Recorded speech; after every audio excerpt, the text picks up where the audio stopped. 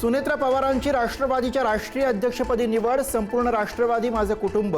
सुनेत्रा पवारांकडून विलीनीकरण होणार नसल्याचे संकेत. सुनेत्रा पवार सर्वेसर्वा, मग शरद पवार, सुप्रिया सुळे, रोहित पवार नेतृत्व मानणार का?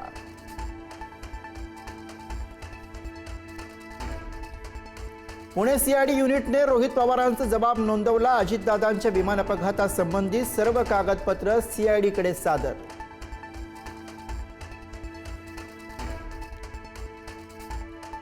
मुंबई पाठोपाठ बारामती पोलिसांकडून डीजीसीए विरोधात एफआयआर घेण्यास नकार. पोलिसांवर दबाव असल्याचा रोहित पवारांचा आरोप. पोलीस स्टेशन बाहेर बारामतीकरांचा 2 तास ठिय्या.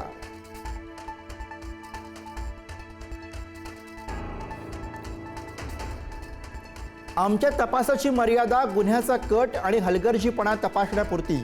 अजित पवार विमान अपघातावर सीआयडीचं स्पष्टीकरण, तर तपास योग्य दिशेनं सुरू. अपर पोलीस महासंचालक सुनील रामानंद यांची माहिती.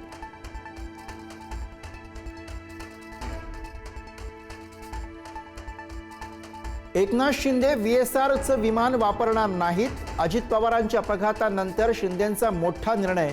शिंदेंच्या शिवसेनेचे नेते आणि मंत्री सुद्धा VSRचं विमान वापरणार नाहीत.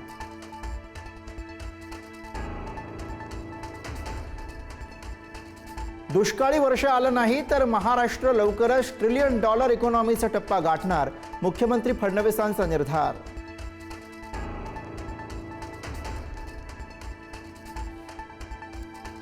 एसीबी एक स्वतंत्र युनिट. एसीबीला कारवाईसाठी कुठल्याही मंत्री किंवा गृहमंत्र्यांच्या परवानगीची गरज नाही.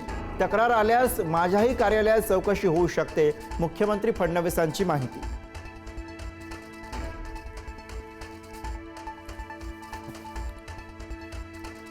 टिपू सुलतानचा मुद्दा दोन्ही सभागृहात गाजला. 33,000 हिंदूंची कत्तल करणाऱ्या टिपूची शिवरायांशी तुलना करण्यावरती मुख्यमंत्र्यांचा आक्षेप. तर विधान परिषदेत उपमुख्यमंत्री शिंदेंनीही आक्षेप नोंदवला.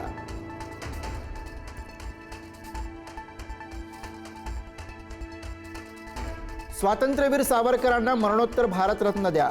भाजप नेते प्रसाद लाड यांची विधान परिषदेत मागणी. शासनाने प्रस्ताव आणल्यास वरच्या सभागृहात जाईल. चंद्रकांत पाटलांचं उत्तर.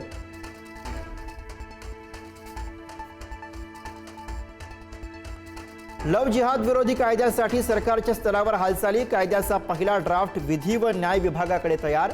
इतर राज्यांमधील धर्मांतर विरोधी कायद्याचा विशेष समितीकडून अभ्यास.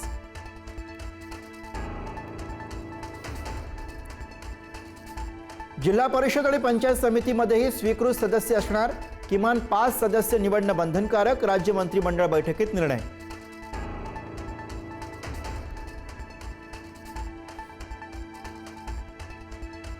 नागपुरात युवक काँग्रेस आक्रमक. युवक काँग्रेसच्या राष्ट्रीय अध्यक्षाला दिल्लीत अटक केल्याच्या निषेधार्थ आंदोलन.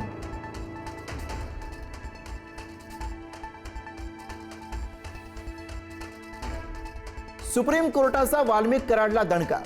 जामीन अर्ज फेटाळला. वाल्मिक कराडला 1 वर्ष जामीन देता येणार नसल्याची सुप्रीम कोर्टाची टिप्पणी.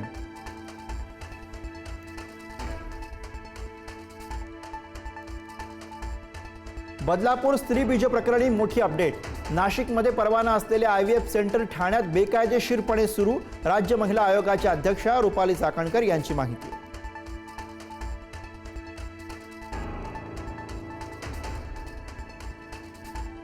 नागपूरमध्ये मोकाट वाळूच्या हल्ल्यात 64 वर्षीय महिला जखमी. मेंदूला गंभीर इजा. महिन्याभरापासून महिलेची मृत्यूशी झुंज.